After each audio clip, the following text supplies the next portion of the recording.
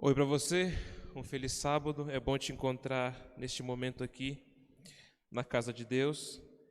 Eu posso dizer que estou bem emocionado, porque essa igreja aqui é onde meu pai na verdade conheceu a igreja, os meus tios, a minha família, e é muito legal estar aqui hoje falando com você, que faz parte da igreja aqui do Fragata, também quem está fazendo parte das igrejas em Canguçu, aqui também em Central de Pelotas, enfim, você está tudo aqui na região sul do estado, é muito bom me encontrar com você. Como foi dito aqui, meu nome é Lucas, eu estou iniciando minha carreira como pastor, meu segundo ano, agora começo aqui do ano em Pelotas, na escola ali de Pelotas, então é muito bom te conhecer pessoalmente, estar com você nesse momento, para a gente poder estudar um pouquinho sobre o que Deus nos revela na sua palavra, e tem muito a ver, claro, com o tema deste sábado, que é o Dia Mundial, em que o jovem disse, ele ganha destaque. Lembrando que não é só para você que é jovem, você também que é membro de igreja há muito tempo, há 40, 50 anos, você também é atendido por este momento, porque todos nós fazemos parte de um novo movimento, de uma nova força que vai realmente terminar esta obra, concluir esse trabalho que nós temos que concluir, que é a missão de pregar a todo mundo. E eu queria começar, antes de mais nada, orando com você nesse momento, que a gente pedir que Deus venha para fazer parte deste culto conosco, deste momento que a gente vai estudar a palavra dele também. Então, feche tua fronte, vamos orar, falar com Deus. Querido Deus, obrigado, Senhor, por este dia, obrigado porque estamos em tua presença nesse momento para aprender de ti. Que o Senhor venha conduzir esta mensagem, que seja de acordo com a tua vontade e que possamos sair daqui, desligar esse computador, enfim, melhor do que nós abrimos quando começamos a assistir. Seja com cada um que eu te peço, em nome de Jesus. Amém. O livro de Esther, no capítulo 4, o livro de Esther, capítulo 4, traz ali uma história muito interessante para cada um de nós. O livro de Esther é um livro que eu particularmente não tinha explorado muito. Até alguns dias atrás, eu começava a estudá-lo para pensar em alguma mensagem que fosse interessante para o contexto que nós trataríamos aqui. E o livro de Esther me pareceu muito propício porque ele tem várias nuances que interessariam muito a quem é jovem, porque a história de Esther, ela tem tudo para ser uma série muito famosa na Netflix.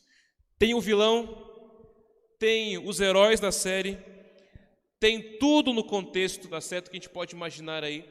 Então, a história de Esther, ela tem todos os detalhes para se colocar como uma série de televisão muito famosa. Você vê ali uma jovem que é arrancada da sua casa, porque o rei fez ficado sem rainha. Esther é escolhida entre várias jovens de todo o império para ser a rainha, e ela é convencida pelo seu tio a não revelar os detalhes da sua origem, de que povo ela era, e muito menos o Deus que ela adorava. Então Esther, ela entrou escondida naquele palácio, e ali ela permaneceria enquanto ela ficasse de boca fechada e não falasse nada sobre a sua origem. E Esther, nesse momento, ela tem a decisão complexa, ali no capítulo 4, quando Israel e o seu inimigo ali, Amã, decidem tramar contra os judeus, ela tem que tomar a decisão difícil de decidir o que ela ia fazer naquele momento. Portanto, o livro de Esther, ele traz, num momento complicado da história daquele povo, em que o império persa inteiro, que tinha muitos judeus, tá? Não eram poucos, eram muitos judeus, o império persa, naquela época era o mundo inteiro conhecido, viveu uma crise política religiosa tão grande que ameaçou a vida daquele povo de maneira tão intensa. E o livro de Esther, no capítulo 4, tem-se ali uma declaração de Mardoqueu, que era o primo de Esther. Ele, no verso 14, fala-se o seguinte: não pense que só porque você mora no palácio real será a única judia a sobreviver. Se você insistir em ficar quieto num momento como este, o socorro e o livramento virão para os judeus de outra parte, mas você e sua família serão exterminados. E quem sabe se não foi para este momento que você foi escolhida rainha? Quem sabe se não foi neste momento, como ele diz o texto, que você não foi escolhida para essa posição que você está? E quando eu paro para pensar um pouco sobre propósito, sobre juventude e propósito, sobre juventude e desafio, sobre juventude e missão, eu entendo que Deus, ele nos coloca em propósitos únicos em momentos específicos. Aquela pergunta que a gente faz bastante: por que eu? É uma pergunta muito propícia para esse te responder um pouquinho neste momento. Eu lembro que quando eu iniciei o curso de teologia, eu pensei o seguinte: olha, a minha família já tem 3 pastores. E eu lembro de orar por isso, falar: Senhor, eu tenho outros planos para a minha vida. Eu não penso em abandonar a igreja, não penso em mudar de crença, eu sou feliz onde eu estou, mas não é meu próprio sonho estar perante um púlpito hoje falando para pessoas. Não era um sonho que eu tinha. Eu sou uma pessoa um pouco tímida, então falar em público para mim foi uma coisa que eu tive que desenvolver com o tempo. Hoje é mais fácil depois de você pregar um pouco, mas no tempo, o começo da situação ali, falar em público era uma coisa que eu ficava meio, então, como é que eu vou dizer, como é que eu vou me portar ali, tudo. Portanto, era uma situação que para mim eu via como complexa. E eu perguntei: Senhor, por que eu? A minha família já está dando 3 pastores para a igreja, por que precisa de mais um? Olha, eu posso ser um bom administrador, eu posso ser um bom advogado, eu posso ser médico, enfim, o que eu faça, eu vou contribuir para essa causa da mesma forma. Bom, eu falo com você aqui hoje já, depois de formado, no 2º ano de ministério, estou começando minha carreira como pastor, para dizer que alguns de nós, e eu vou colocar dessa forma, para que você entenda, mas fique tranquilo quanto a isso, alguns de nós não terão direito de escolher o que fazer com suas vidas, mas alguns de nós, esses que não forem escolherem, terão o privilégio de fazer parte daquilo que Deus sonha para eles. Deus não é um ser exigente, que não deixe que você tenha sonhos e que escolha por conta própria, não é esse ponto. Mas algumas pessoas desse mundo, Deus escolhe para uma função específica, que eles não queriam. E eu duvido que Esther pensasse na sua infância: um dia eu vou querer ir embora da minha casa e vou me tornar rainha deste império todo. Ela nunca pensou nisso. Nunca passou na mente de Esther o seguinte: olha, um dia, no meu futuro, eu vou ser roubada da minha casa, eu vou estar no trono desse império persa, junto com o rei, serei rainha. Ela nunca pensou nisso. Esther nunca cogitou que seu futuro fosse esse. E nesse contexto eu consigo entender um pouquinho do que ela passou, porque eu assim: olha, eu estou vendo uma vida hoje que não foi aquilo que eu sonhei inicialmente. Não era o meu plano fazer o que eu estou fazendo. Alguns de nós não terão direito de escolha, isso é bem verdade. Alguns, Deus fala assim: ó, eu quero você e eu quero que você participe nesse trabalho aqui. A sua missão será essa. E ele não te obriga a pensar nisso, mas te dá a chance de participar disso. Entenda aqui a frase. Você pode participar desse plano que Deus tem para a sua vida, você pode escolher seguir o seu plano. Não quer dizer que não te abençoe por seguir o seu plano, mas nesse momento você tem a chance de escolher fazer parte de alguma coisa. E entenda, quando você entregou a vida a Jesus, você deu o primeiro passo para unir-se nesse propósito principal, que é salvar vidas. Esse é o primeiro passo. Mas o ser cristão vai muito mais além do que ser batizado na igreja, do que o ser cristão vai muito mais além de escolher amar Jesus ou não. O ser cristão tem que ver com envolvimento, tem que ver com paixão pelas pessoas, tem que ver com pensar mais no outro do que em mim. E naquele contexto em que Esther estava vivendo ali, num palácio, ok, onde tudo girava em torno de poder, onde tudo falava do que era importante, era ser mais forte que alguém, ela está imersa nesse contexto aqui, e mesmo sendo rainha, ela não tem direito a muitas coisas, de como aplicar o seu próprio poder. Ela não tem poder nenhum, na verdade. Não sei você, mas algumas vezes eu olhei para mim mesmo e pensei assim: olha, eu sou apenas um jovem, ou deixa eu mudar aqui o texto, eu sou apenas um cristão no mundo de gente que crê em Jesus. Eu sou apenas uma pessoa. Que diferença eu posso fazer? Por que será que Deus escolheu se eu sou somente uma pessoa? E esse ponto é muito complexo para a gente entender, porque a história de Esther, ela fala de uma pessoa. Aliás, a Bíblia está cheia de únicas pessoas que participaram de grandes eventos. Quando a gente fala de jovem, de juventude, isso fica muito mais evidente. Porque José era o único. Daniel e os amigos dele eram apenas 4, de vários que negaram isso, mas eram os únicos que estavam ali. Moisés foi o único. Esther foi a única. Enquanto muitos judeus abandonaram o seu modo de vida, eram mais parecidos com o mundo à sua volta do que com o próprio judaísmo, esqueceram a sua origem, esqueceram a sua história, Esther conservou em seu coração que ela não era persa, que ela era judia. Esse é o primeiro ponto. O jovem cristão, ele entende na sua vida que ele não faz parte desse mundo aqui. Então, o primeiro desafio como jovem na igreja é muito simples, é escolher o que você vai ser. Se vai ser mais parecido com eles do que com a gente.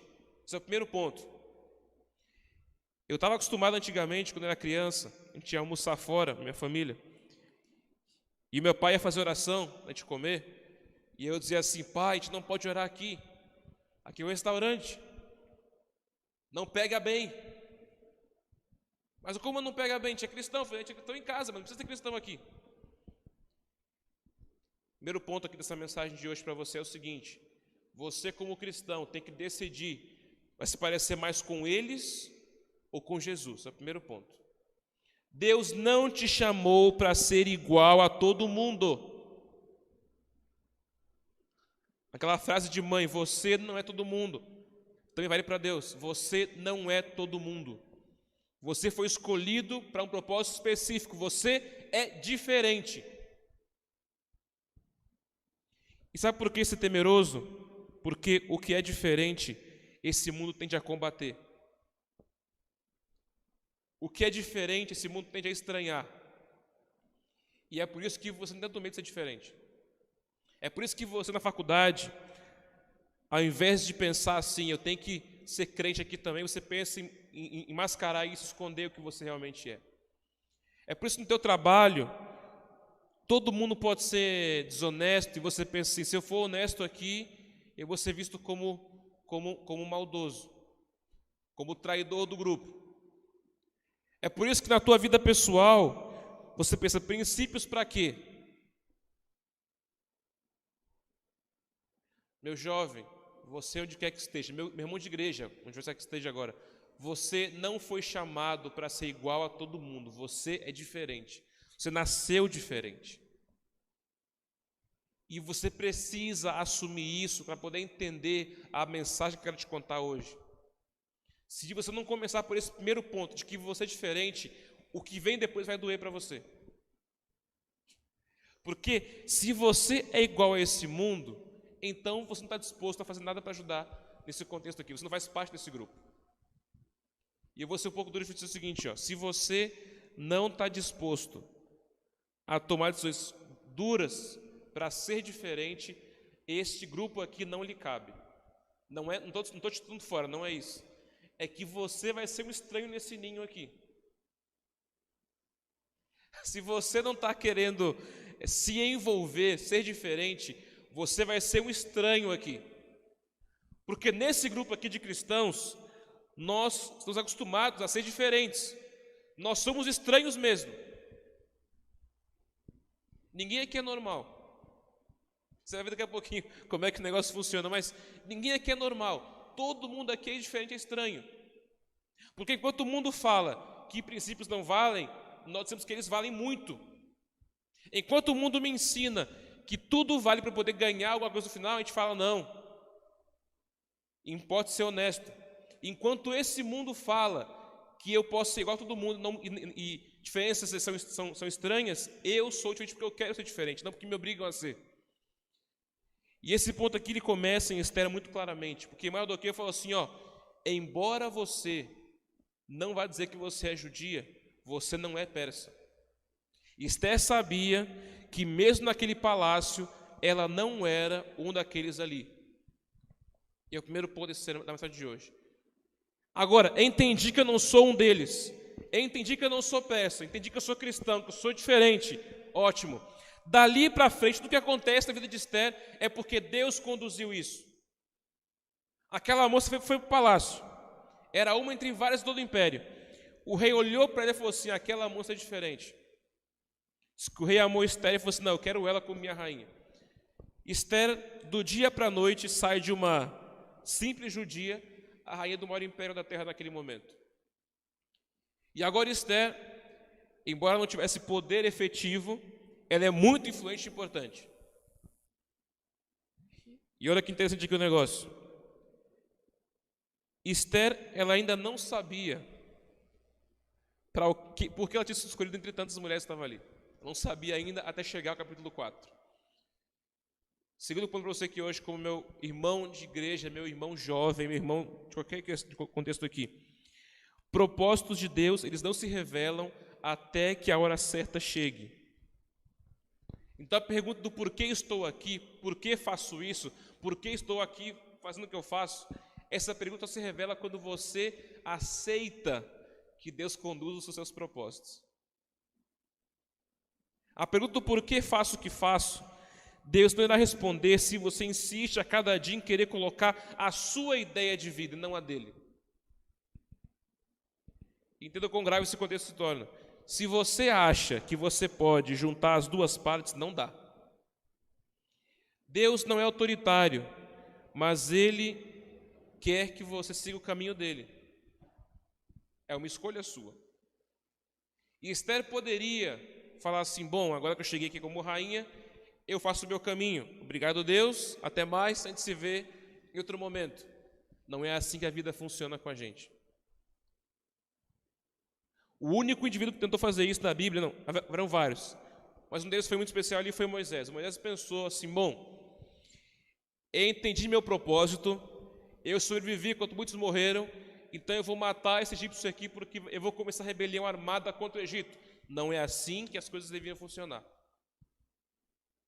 Depois de 40 anos no deserto, com cheiro de ovelha, aí ele lembrou: não, peraí, agora é a hora. E ele falou assim: agora é você que vai. Ele: não quero ir mais, agora é você que vai. Você: não quero, não vou. Você vai. Entenda uma coisa aqui muito importante. Na vida de cada jovem da Bíblia, na vida de cada personagem da Bíblia que se entregou a Deus, ele só entendeu o seu propósito quando ele abriu mão de tudo que ele tinha para seguir aquilo que Deus queria para ele. Moisés pensava que ele ia libertar o Israel pela força dele.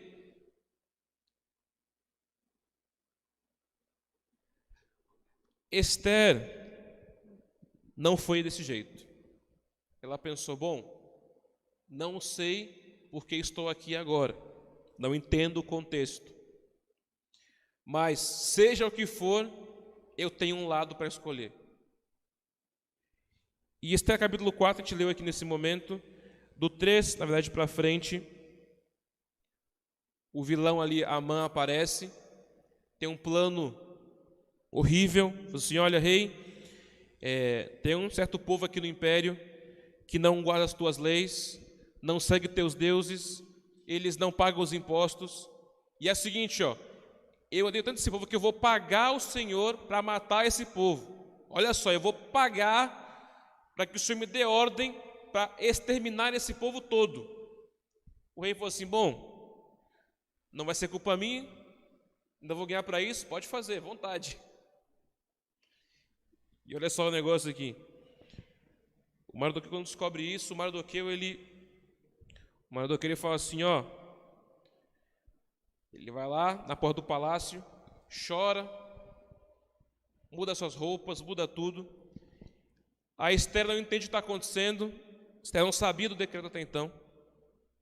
Ele fala assim, para o servo dela, assim, diga para a sua rainha o seguinte, que ela tem que falar com o rei, porque senão a gente vai morrer tudo aqui.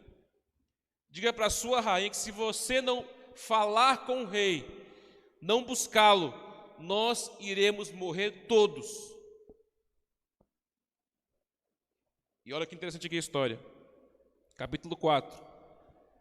Ele fala assim naquele verso que eu te li agora: quem sabe se não foi para este momento que você foi escolhida como rainha.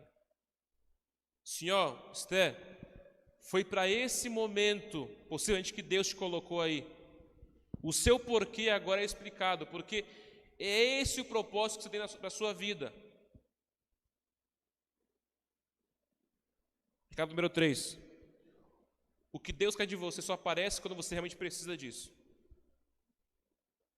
E naquele momento, Mardoqueu, ele espera Esther responder, e ela responde assim: olha, promova um jejum por 3 dias e orem por mim. Promova um momento de oração. E é por isso que agora você vai parar um pouquinho aí. Vou dar um pause na mensagem. Como foi dito aqui antes, a gente ia parar um pouquinho para orar. A nossa ação de hoje será essa. Você vai parar um pouquinho o que você está fazendo. Porque assim como Mardoqueu aquele dia, Esther, promoveram 3 dias de oração, um jejum e reflexão, você agora vai parar o que você está fazendo. Os teres motivos de oração que forem colocados, vamos projetar aqui, eu acho, mas eu posso ler para você aqui. Você irá orar por pessoas que se encaixem nos 3 grupos aqui: os afastados, aqueles que estão enfermos e as famílias que estão enlutadas. Naquele dia quando Esther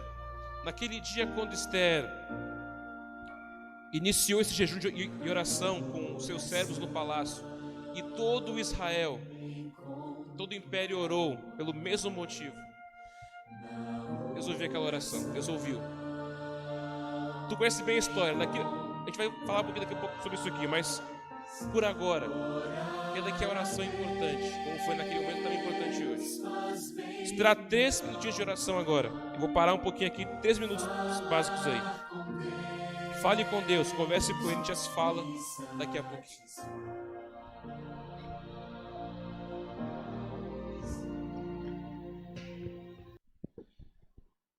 A oração de todo aquele povo foi tão impactante para aquele momento, que Esther capítulo 9 conta que no dia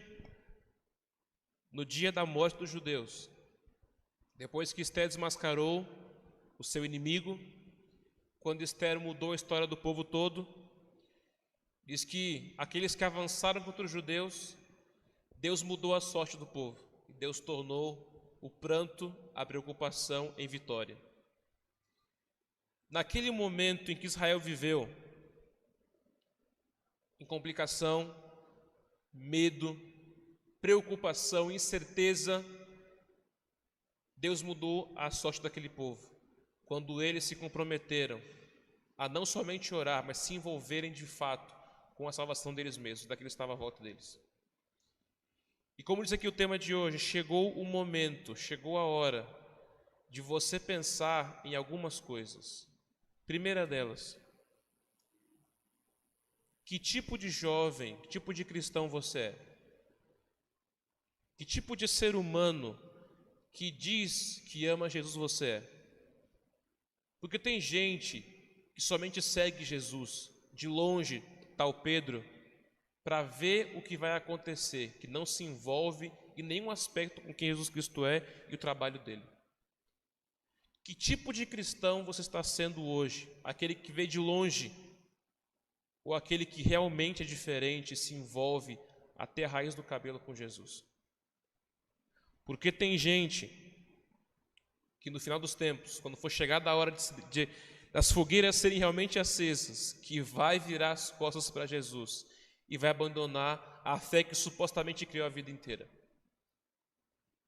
Primeiro ponto de hoje é o seguinte: que tipo de cristão é você? O segundo ponto, você precisa entender que propósito não é escolha, propósito é privilégio.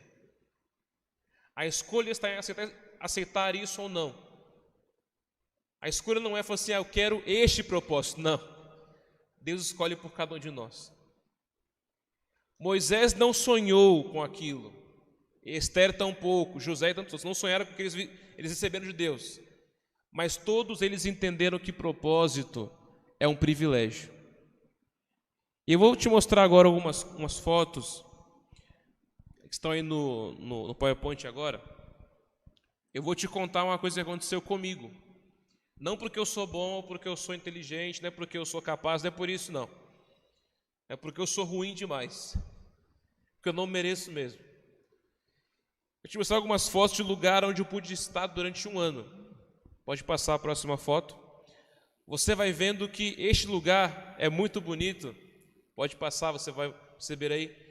Esse lugar é a Micronésia. Micronésia é um país que está próximo da Austrália. É um lugar onde eu sequer imaginei que eu botaria meu pé. Pode passar a próxima foto. Um lugar com paisagens maravilhosas, um lugar lindo. Um lugar que eu jamais imaginei que eu estaria. E que ao mesmo tempo tem dificuldades enormes. Um lugar pobre, simples, em que as pessoas moram em casas como essas aí, em que as pessoas não têm quase dinheiro para comer, em que todo mundo sofre, em que as coisas realmente se tornam complicadas. Pode passar para a próxima imagem. Você vê que a situação não é confortável.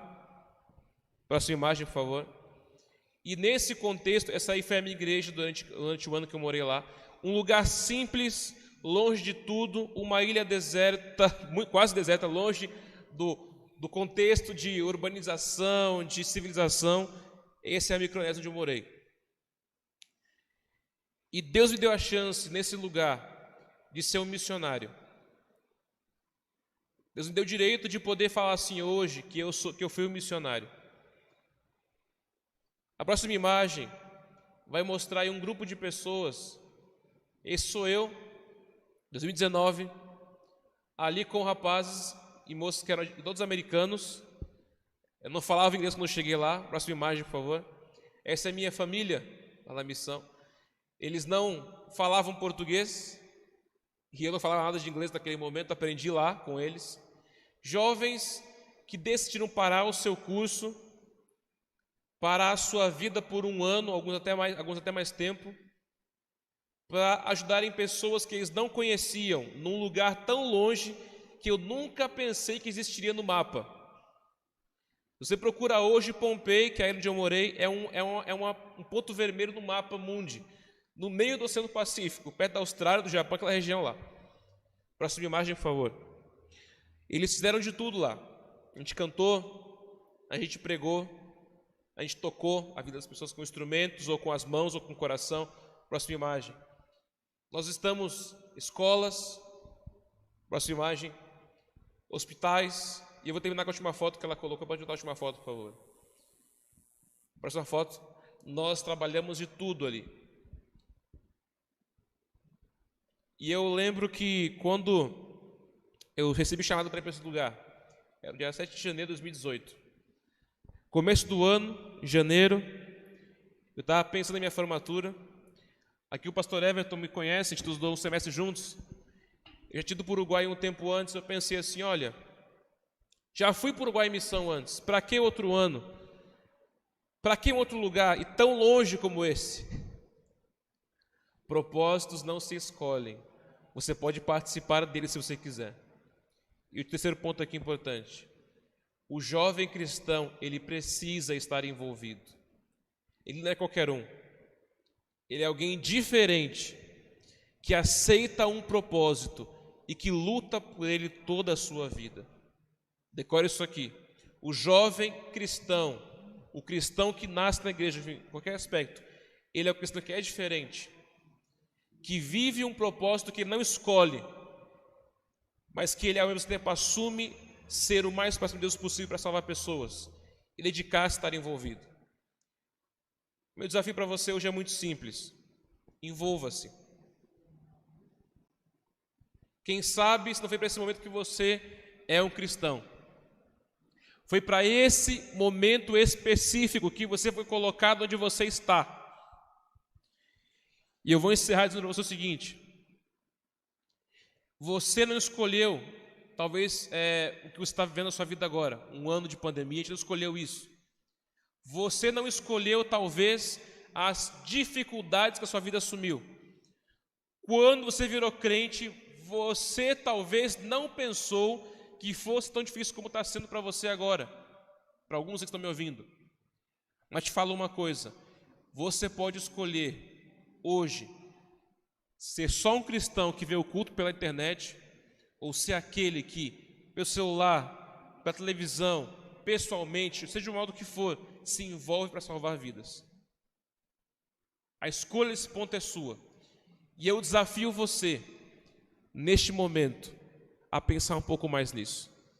Te desafio a, junto comigo, se tornar um cristão de verdade. Não um cristão de nome, mas de trabalho. Te desafio hoje a pensar não somente a minha família importa, ou a minha igreja importa. Te desafio a pensar que esse mundo importa mais. Porque você precisa levar essa mensagem a mais pessoas. Chegou a hora, como aqui está em cima dito, chegou o momento de você escolher se vai se envolver com Jesus ou se vai apenas ser um colega dele. E eu te digo o seguinte, Atos 1, versículo 8. Termino com esse verso aqui, Atos 1, versículo 8. Os discípulos ficariam sozinhos, Cristo iria embora para o céu. Atos 1, 8. Texto famoso da Bíblia. Preocupados como quando que ia ser posto o reino de Israel em prática. Ele fala ali o seguinte para eles, Atos 1, verso 8. Não compete a vocês tentar descobrir o tempo e a hora. Não é do vosso interesse. Mas vocês receberão poder ao descer sobre vós o Espírito Santo. E vocês serão as testemunhas em Jerusalém, em Judéia, Samaria e todo o mundo. Ou seja, vocês receberão poder quando receberem o Espírito Santo. Não compete a gente saber quando a pandemia vai acabar, quando vai passar esse governo X ou Y, não compete você saber isso. Não te importa saber como esse mundo vai mudar hoje, amanhã, semana que vem. Te importa receber o Espírito Santo. E daí assumir a sua posição como aquele que realmente prega a mensagem, não como aquele que vê sermão, que ouve música, não é esse, esse teu ponto não é esse. E você não consegue fazer isso humanamente falando. Você precisa do Espírito Santo. É por isso que hoje, meu desafio para você é muito simples, que você esteja preparado para ser diferente. Se prepare para assumir um propósito diferente. Terceiro, se prepare para ser mudado pelo Espírito Santo de Deus.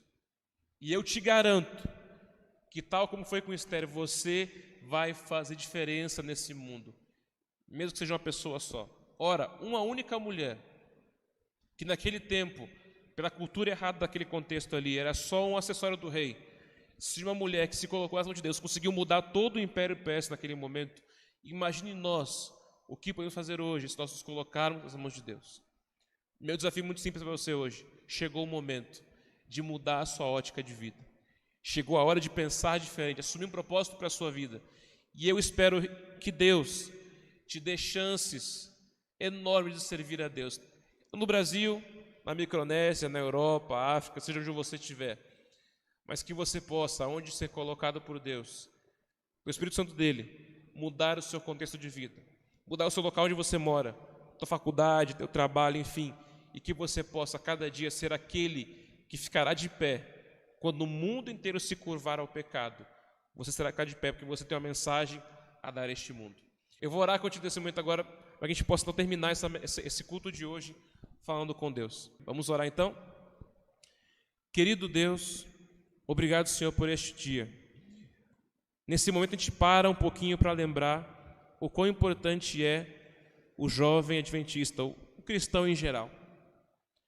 A gente lembra aqui nesse momento a história de Esther, uma jovem que estava num lugar onde tudo ia contra a sua crença, mas que decidiu permanecer em pé e fiel a Deus. Aquela jovem que não escolheu ser rainha, não foi seu desejo esse quando ela nasceu, mas assumiu o teu propósito e por conta disso, milagres aconteceram naquele palácio. Nós não escolhemos aquilo que nós vamos fazer na nossa vida, a gente não escolhe propósito, a gente aceita fazer parte ou não. E nós hoje queremos entregar nossa vida a Ti, para que este propósito que o Senhor tem para cada um de nós se realize em nossa vida. Nos dê força, nos dê o Espírito Santo para mudar nosso coração e nos tornar cada dia mais próximos de Ti. e que a gente possa, daqui para frente, trabalhar para mudar este mundo, um milagre por vez. Chegou o tempo em que nós nos colocaremos nas tuas mãos para mudar este mundo, porque muito em breve o Senhor irá voltar a este planeta. E quando o Senhor voltar, que nós estejamos ativos, salvando vidas para o teu reino e colocados de pé, mesmo quando o mundo se ajoelhe. Eu peço uma bênção por cada um que me assiste agora nesse momento, que de cada lugar que me assistam possa sentir o teu amor e a tua graça, a tua proteção e o teu amor, e que possamos a cada dia crescer mais e mais em ti. É o que nós oramos em nome de Jesus. Amém.